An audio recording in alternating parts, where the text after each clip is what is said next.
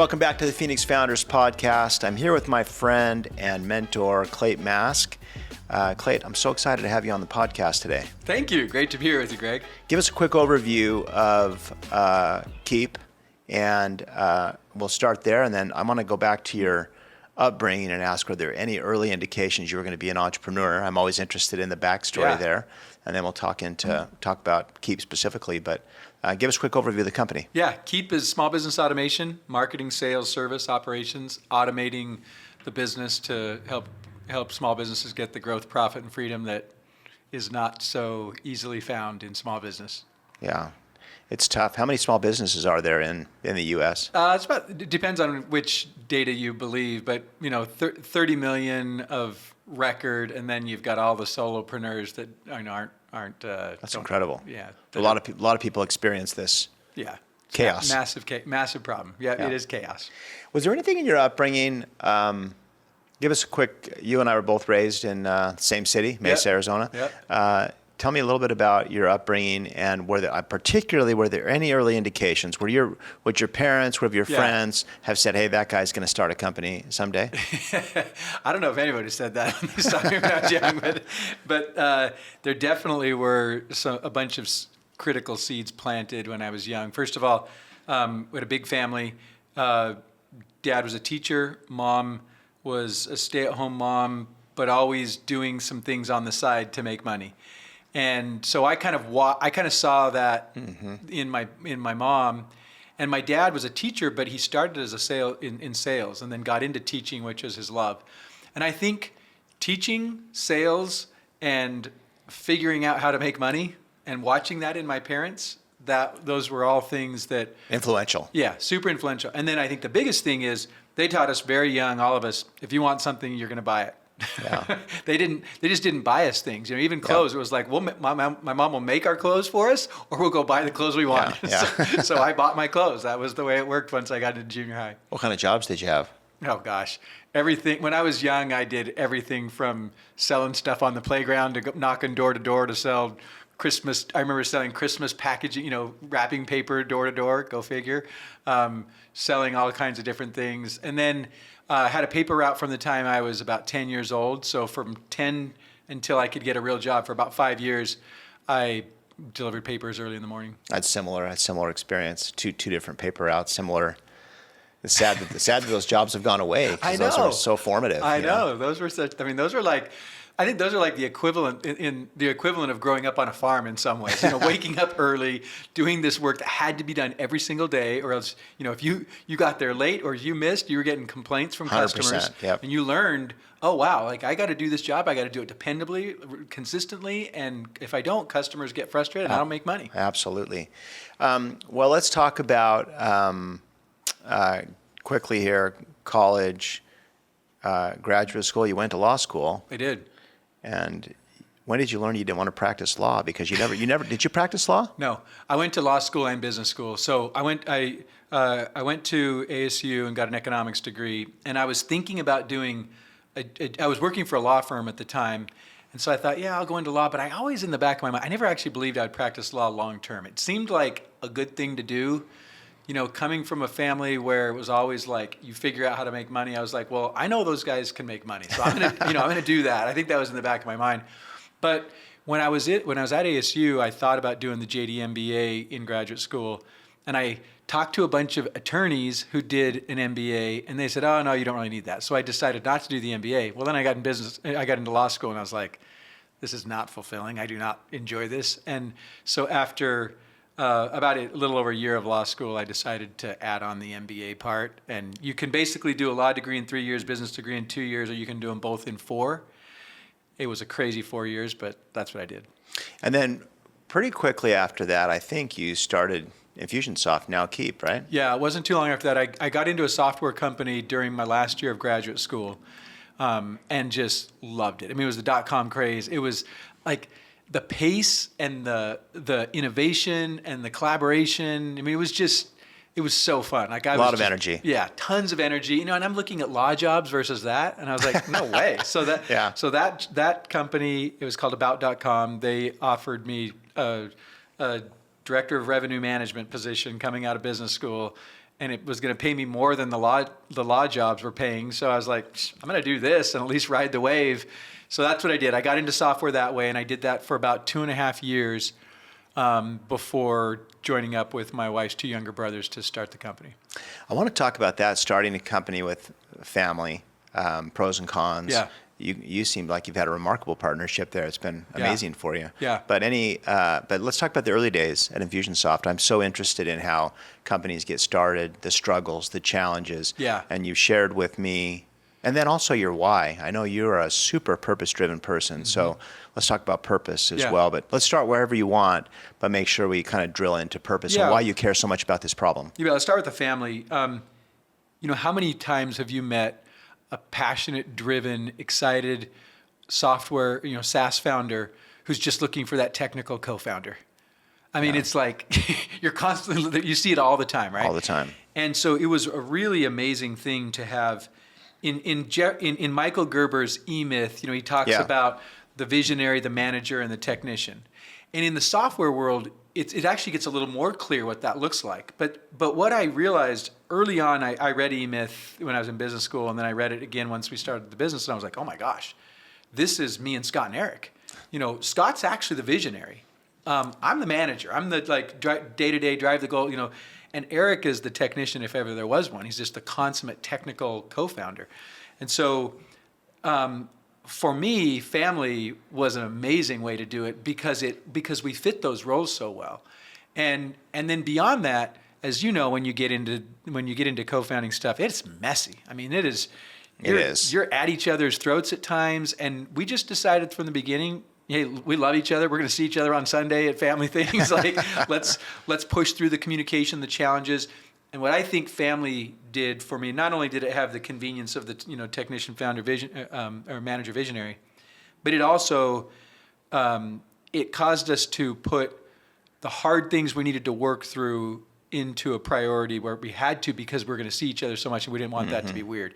Versus a lot of times you see this, I see it, co-founders, they don't talk about the things that have to get talked about, have to get worked out, and then they fester, turn into problems, and it turns into a business divorce. Yeah, an inability to be direct and then resolve and move ahead seems to be pervasive. Yeah. You wrote a book called Conquer the Chaos, and we can talk about the book for a minute, but I also want to get to why do you care so much about this problem? You talked about the 30+ million small businesses, not including even the solopreneurs, but why do you care so much about this problem? Because this is, and I want to ask you another related question.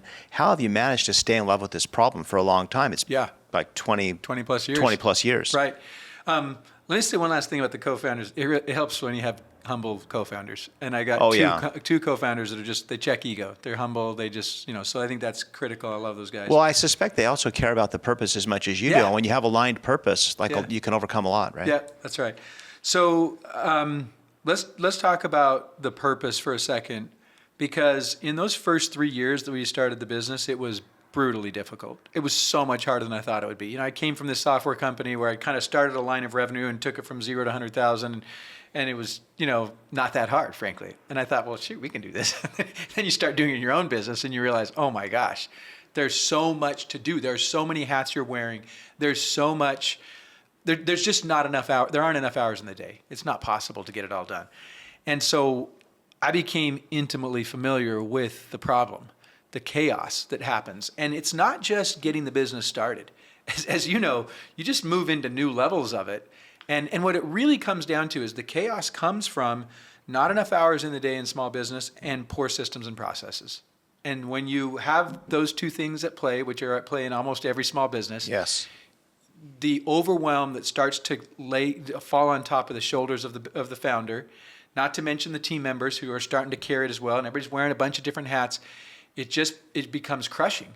And the interesting thing is that even when the business starts to be successful, it's not like you're suddenly just swimming in money and everything's great and you've got enough all kinds of time. And so this promise of freedom that we have in entrepreneurship is the thing that drives entrepreneurs, and yet so often it just feels like it's another mile away, another mile away, another mile away. And I can't tell you how many times I talk to entrepreneurs who are like, well, when I get it to $1 million, then it'll be like this. And when I get it, and they get there and it's not like that. The time's not there. The money's not there. And then when I get to 3 million, well, it's still not quite there. And then they start going, maybe I should just go back to where it was when we had 3 people and I was taking home more money and I didn't have all these other problems and payroll and all these things.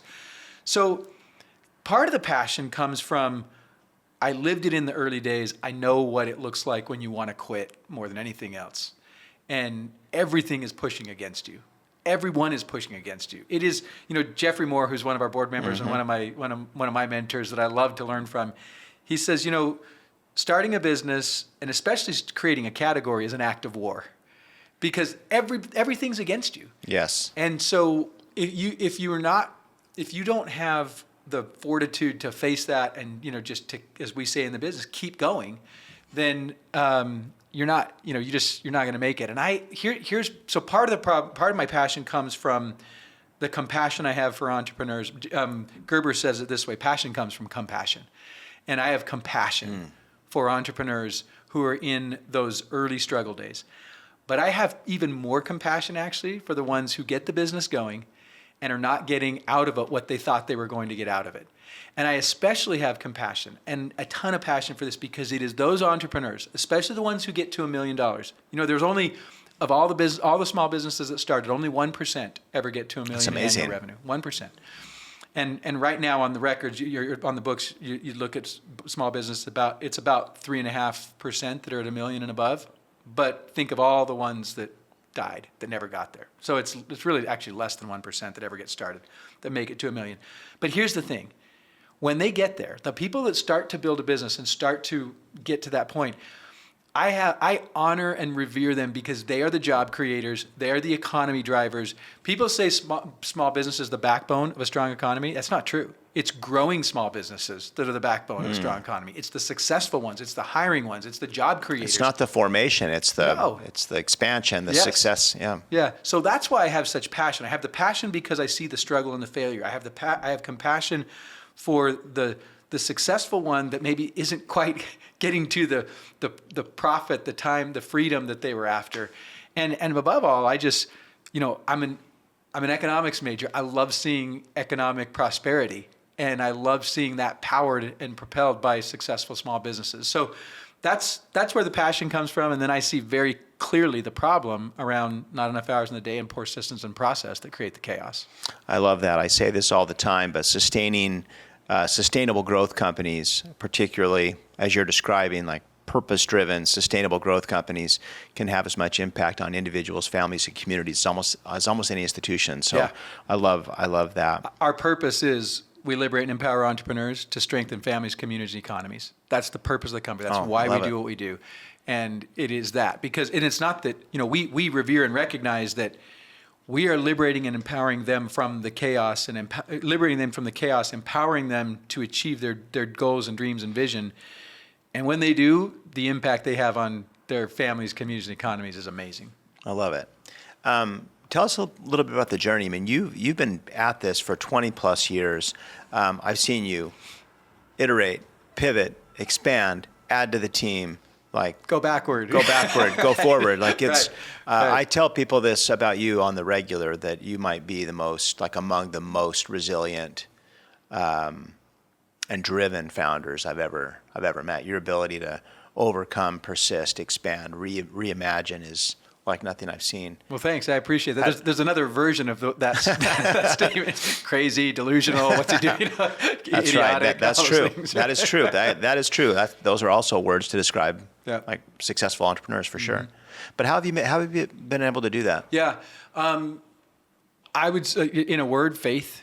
There's a faith in business, and I don't mean this, people can take it how they want. I'm not talking about any particular religious faith. I'm talking about faith and belief in what you're going to accomplish. And it's got to be undying. I talk a lot about the Stockdale paradox and how that applies to entrepreneurs, and James Stockdale when he's in the Hanoi Hilton and being tortured. And it's not, we're going to be out by Mother's Day. We're going to be out by Christmas. No, it's, this really sucks right now. And I don't know exactly what this is going to look like, but we will get out, and it will be the defining characteristic of my life when I look back on this. And using the challenge to envision and imagine how you get through it and get out of it. So for entrepreneurs, you face that every single day. I mean, it's just, and when you're in the early days, I would tell people like maybe one day a month was a good day in business, and when things get really humming, it's like, man, we are freaking unstoppable. Like this is amazing, but you have everything in between, and it's no perfect up and to the right, as you know. So I have so what drives me is the passion and the purpose that we have, the faith to keep going no matter what, and the vision of the future. I have a vision of small business automation and what it does for small businesses that drives me. We created Infusionsoft as marketing automation. And then we went through, and I'm happy to share with you sort of I'd love to. the journey through that. But we went through some hard times and some challenges and board struggles and all the different things. But when I got the control of the company back, we started to say, okay, well, let's take the core of what we do best, and then let's start to really make a greater impact.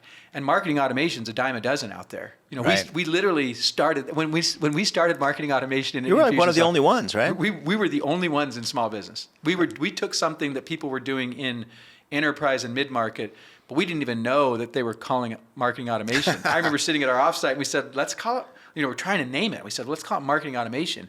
And saying those words sounded like a purple zebra. It was just like, it didn't make any sense. You created a category and you didn't even know it. Yeah, that's right. So Infusionsoft did that and did great, till about 2016. Then we started to try to go down market to solopreneurs who don't have the marketing automation problem because they don't have the chaos that's the real problem that we solve. And so we kind of got messed up there, went through all kinds of challenges, board issues, loss of control, founders getting pushed aside, one founder leaving, me and my other co-founder just hanging on. Every day was a fight for are we going to get fired, or are we going to quit? One of these two things feels imminent. But we worked through all of that, and after a few years of that, and it was 4 years of it, when I got the reins back, I started to get really, tenacious about let's create a new thing going forward. And so that's what we've been working on, and it's been really fun. The last 18 months or so, I brought back a bunch of people that have the passion, know the problem, and are creating automation for small businesses and going beyond just marketing automation. So whereas Infusionsoft was marketing automation, Keap is small business automation. So marketing, sales, service, and operations. Oh, that's incredible. So what have you learned over the last 18 months? I mean, you've got a unique story. And before I do that, I wanted to say, just because I keep thinking about on my mind, but I've known you for 11 years or so. I was thinking about this morning. But your ability to share personal experiences, hard experiences, and be vulnerable about it is so empowering. It was super empowering to me the very first time I met you to hear, and it wasn't that it was like some beautiful story. It was a terrible story, but about the early days at Infusionsoft. And I can't tell you, how much I think entrepreneurs appreciate the real and the vulnerable. That's where the lessons are. So thank you for being willing to do that. A lot of people want to over promote and talk about the glory of starting a company. And there's, as you and I know, there's like less glory than like people. It's a total mess until it's not. But I know, speaking on behalf of everyone listening to this, just thank you for the stories. What over the last 18 months has been so energizing? This is like another inflection point you to move into small business automation. Yeah. What have been some of the key insights you've learned about a new market need or something that's different now than even it was back in 2016? Yeah, believe it or not, the first thing I'd say is getting the team right around purpose, values, mission. It's something we did early on, and it never went away entirely, but it kind of faded during the really hard, challenging times. And I kind of got in a place with my board where I'd lost that ability to build my team. And that's one of the most frustrating things as an entrepreneur, when you can't build your team and lead your team. So I would say, first and foremost, it's having people that are my team and I don't mean that in like a possessive way. I mean that in a way where we share the purpose, values, mission. Total alignment. Yes. Yeah. So that's been fantastic. But without a doubt, like once you peel that away, it's really looking at product. I mean, and how product has to drive the whole thing. And when we tried to go down market, we were too complex for a solopreneur. Solopreneur, yep. And they didn't have that problem. So we tried to get really simple, and we created a really simple CRM, but that lacked the power. So we went through this period of time where we had brought in all these leaders from Intuit, and they were really trying to push this simple CRM, but we were like, yeah, but it doesn't have the secret sauce. Like, it doesn't have the magic of what we do, but it is beautiful and simple. Well, what we've been doing over the last 18 months, I brought back one of our product leaders from previously who'd gone out and gotten chief product officer experience, then came back, brought him back as our chief product officer.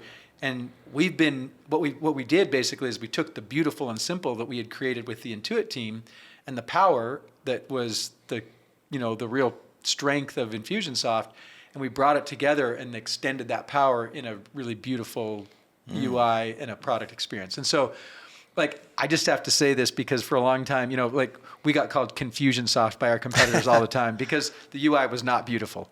And it also kind of played in their hands because we went down market to solopreneurs who were like, well, this is confusing. Well, yeah, if you don't really know automation and you're not used to a more serious system, it's going to be confusing.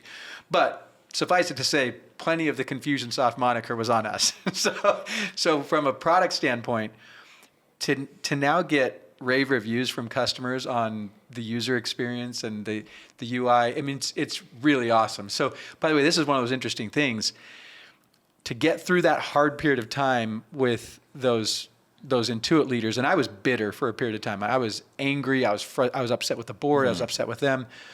And my coach helped me see that it was only through gratitude, humility, and accountability that I could get to the other side of it. And my wife helped me see, don't quit when you're angry, because I wanted to quit most every day during those 4 years. But if I wasn't angry, I didn't want to quit. So those lessons helped me get through it. But here's the interesting thing. Getting back on the other side, I now have such profound, it's not trumped up gratitude. It's like, we couldn't do what we're doing now without what those Intuit leaders brought in terms of the ease of use. Like, we couldn't do it. They were part of the bridge to today. Yeah. Interesting. And so I'm genuinely grateful for them. And it's super fun to get, the product, the product appreciation now from customers, where it's the power and the UI. So I think when you asked, what do you look back on the last 18 months, it's product. It's so fun to work on that and create a solution for customers that helps them get the time and the money and the freedom that they want from their business. Can I drill down just one click deeper on product? Yeah. Because this is clearly been a significant inflection point for you. What's interesting to me about Keap and in the early days is you started like way pre-public cloud. Like, you were buying hardware. Yeah. You're buying hardware, your own hardware. Right. And if we plugged in the toaster to the same outlet, we'd lost our servers. Yeah. So when I think about how much your product had to change from kind of hosted in your own, did you have your own data center? Or like, did you have your own? First, we had it all in our office, and then we just servers in a closet. Servers in a closet. Yep. and then we, I started to feel the weight of that. Yeah. So we got it co-located down in downtown Phoenix. And then eventually we started to do the distributed model. Yeah.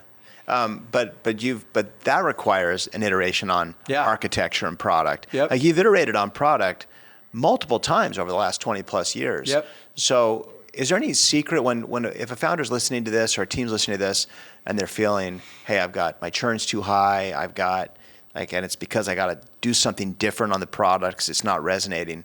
What are some of the things that you've done right to iterate on product or done wrong? But how have you managed to get product dialed in here? Like, are there any, what are the tasks or tactics or strategies you've employed to unlock great product? Yeah, I think there's the architectural and the deep engineering aspect of it. And I'm definitely not the best person to talk about that. I'd get laughed out of this podcast by our folks on that. But it's having really great, talented people. And we've had some who have been with us for 20 years, that have kind of figured out how to help us adjust and adapt. And it's really just watching what others are doing and trends and being open to that. But solving some hard engineering problems through that process. And interestingly, you have to have the passion on that side.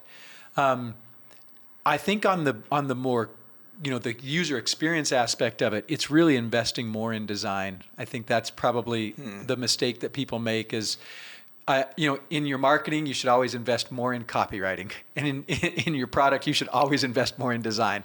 And I think those two things tend to get poor boyed, so to speak. Yeah. And you're never putting enough into your copy, and you're never quite putting enough into your design. And so what I would say to people is push yourselves to be uncomfortable and putting more into your design. The other comment I'll say about this is, we have a quote up in our office for many years. It's a Voltaire quote, and it says, "No problem can withstand the assault of constant thinking." And engineering problems, product problems do require that kind of assault of constant thinking. What I learned over the last couple of years is that kind of all-out assault with your thinking comes from the passion. And so it's really hard to go hire that, offshore that. It's hard to go get that from somebody who's not just totally passionate about it. And in it all the time. Yeah. Yeah, I love that. Well, what's next for the company? Yeah. We are doing some pretty cool things around business automation, and I'm not going to tease this too much, but here in a couple months, there's going to be some things around business automation that we're doing. Because right now you can kind of see it, but we've been building toward this for a while, and so that's the big thing that's coming here pretty soon. Yeah, I'm excited. Yeah.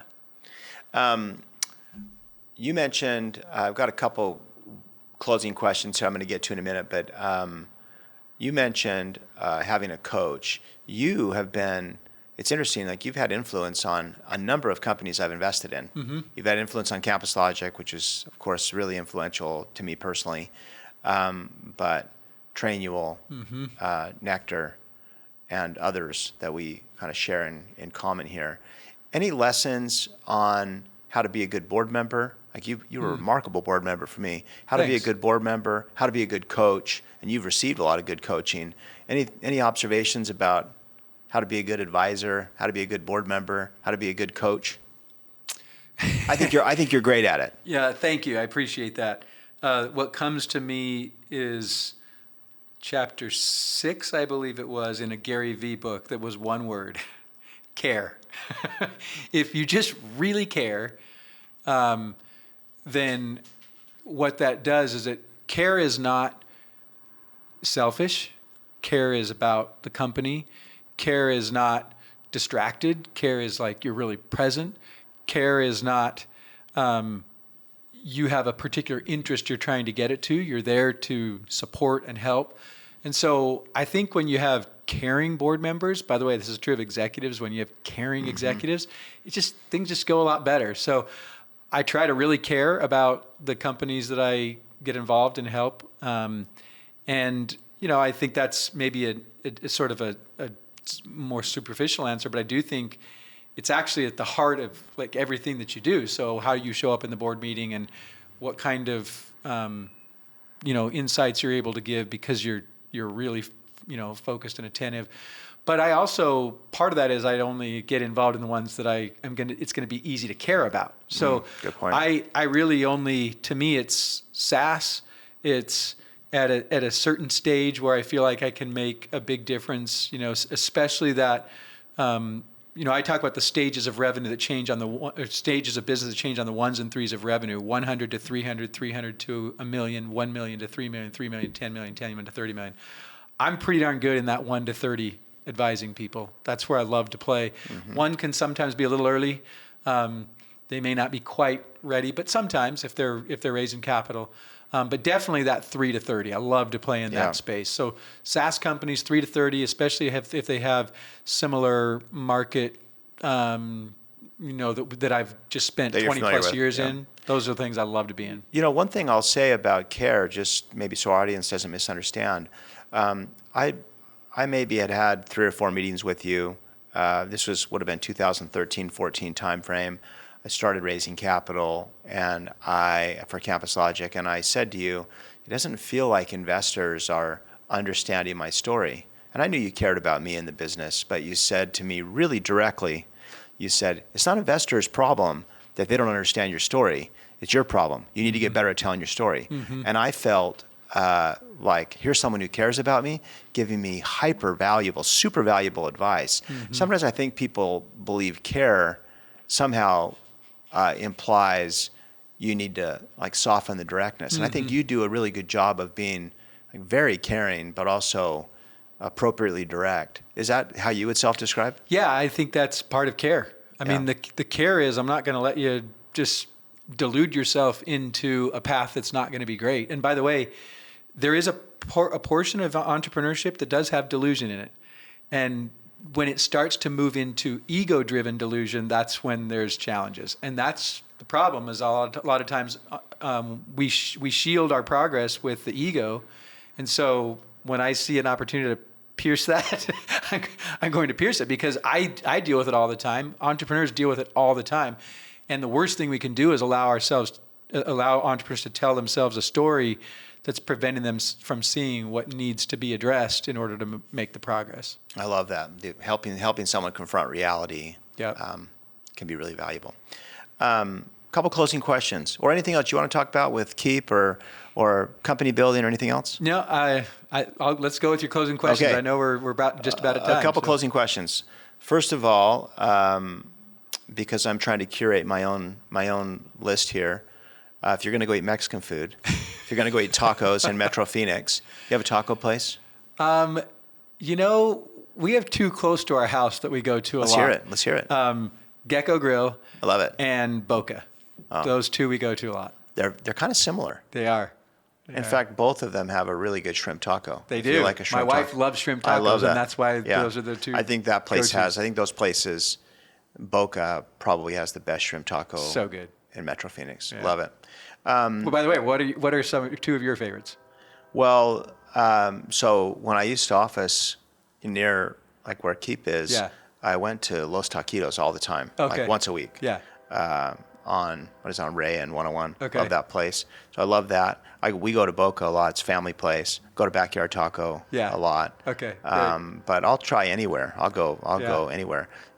For a while I was going once a week here to Barrio Queen. Love Barrio Queen. I love Barrio Queen too. Yeah, so super. I meet people. That's one of my favorite meeting places from people from Scottsdale. We meet at Barrio Queen. Yeah, totally, 100%. One of my favorite closing question, and I know you've got good answers here in any way you want. I'm always interested in how people experience gratitude. You talked about gratitude earlier, but what's something you're thankful for? It can be personal, it can be work, it can be both. But what's something you're thankful for? Boy, this is such a big thing right now. In my book, I talk about the book is Conquer the Chaos: The 6 Keys to Success for Entrepreneurs. And I probably should have said a little bit more about this. We wrote the book 14 years ago when we launched marketing automation, and I decided to revise it. Well, I went to Scott and I said, hey, I think we should revise this. He said, great idea. Why don't you do it this time? So I wrote it, and I thought it was going to be like a 20% revision, and it turned into almost a complete rewrite. I kept the automation parts that I had done before, but everything else, it was like so much has changed in 14 years. And a big part of what I wrote, so the first 3 keys are the personal keys, and the second 3 are the business keys. And the personal keys are mindset, life vision, and rhythm of execution. So mindset, vision, rhythm. And the business keys are strategy, automation, and leadership. And I really, as I got into the project, I just found myself wanting to pour everything that I've learned, lived, taught, messed up on, I just tried to pour it all into the book. And it became a total labor of love. It was not a revision. It was like basically a rewrite. But in that process, I'm a junkie for personal development, coaching, consultants, courses. I mean, I do all kinds of stuff, as you know. And I, over the years, put together a way of planning my life and executing my life on a certain rhythm as the strategic planning rhythm that that we do and we've taught. I took a version of that and applied it to my personal life and to the vision of my life. And so I teach that in the book. And this is going to sound kind of weird, but right now what I'm grateful for is that process that I've lived that just produces the most amazing magic. It's incredible when you just stick to that And it's not a rigid thing. I call it rhythm for a reason. I don't call it routine. Routines can have, routine has rut in it. And rhythm is beautiful. It's musical. It's magical. And I have a morning, as part of my rhythm, I call it morning mastery, but I have a morning mastery that in a nutshell is how I exercise my mind, body, and spirit every day.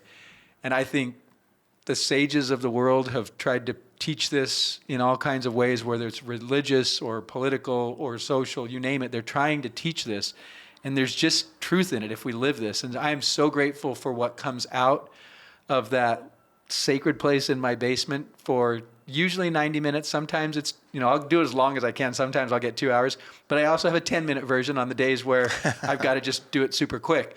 But that morning mastery, I am so grateful for it right now. I got it over the years I've practiced it, but I got it really dialed in during COVID because I couldn't go to the gym anymore, and it forced me to set up a gym in my basement and do things a little differently. And it started sort of atomic habit style. I began stacking the habits of what that morning looks like.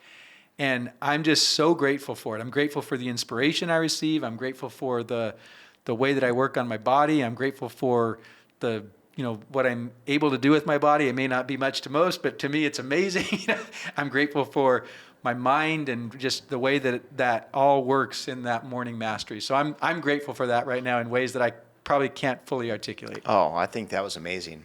That's there's a lot of nuggets in there for our audience, and appreciate you sharing that. But I got to think more about that. How do I work on my morning mastery? I love that. Thank you for sharing that. And Clate, thanks for all you do for being a community leader, being such a great coach and friend to entrepreneurs building, particularly software companies, which is something I care a lot about. And on a personal note, thank you so much for the impact you've had on me and on my family, to be honest, and the people that worked at Campus Logic. So really just so influential on me, and appreciate all you've done and all you continue to do. Well, thank you. Let me just say this. What you're doing, I love it so much. I mean, you and I have talked about this. But for listeners who don't know this, you're doing what I wanted, hoped, envisioned doing a long time ago, thinking that Infusionsoft would do a thing, and then I would go do what you're doing. Yeah. And things are funny, things change, and I'm doing what I love doing right now.